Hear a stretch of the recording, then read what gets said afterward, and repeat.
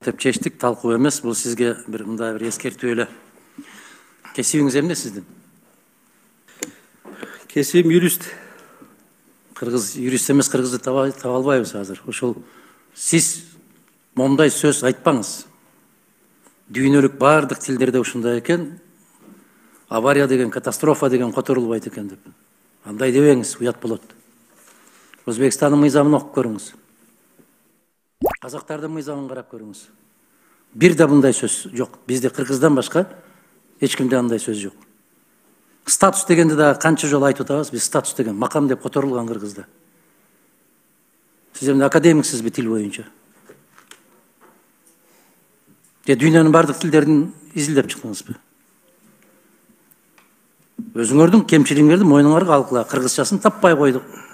Кыргызча түшүнбөй атабыз, кыргызча жазылбай атабыз. Антип сүйлөбөңүз. Дүйнөнүн бардыгы ушул тилде сүйлөйт деп. Германия эмне авария деп сүйлөйбү? Бару практикаңызды айтпайсызбы? Же финдер авария дейби? Ким авария дейт? Ким катастрофа дейт? Ушатпы?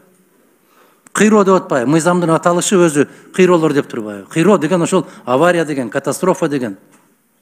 Мына ушул түшүнүктөрдү берет. Мыйзамыңардын аталышы башка, ичиндеки түшүнүгү башка.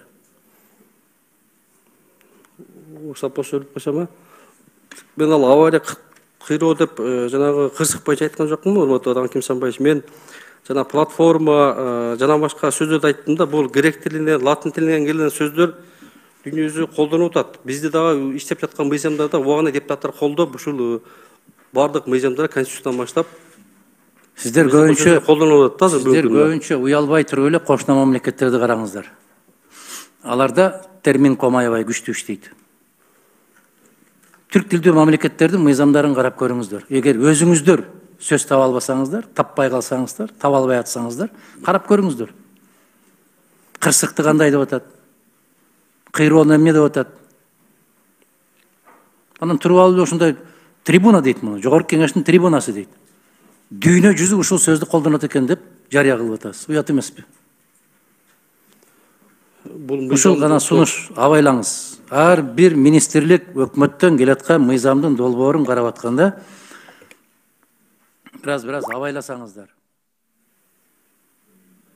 Кимдин оюна эмне келген болсо ошондой сөз менен колдонулуп кетип баратат. Бул мамлекеттик тилди өнүктүрөбүз деп кыйкырыгы жок эле ушундай болуп өнүгөт мамлекеттик тил. Рахмат.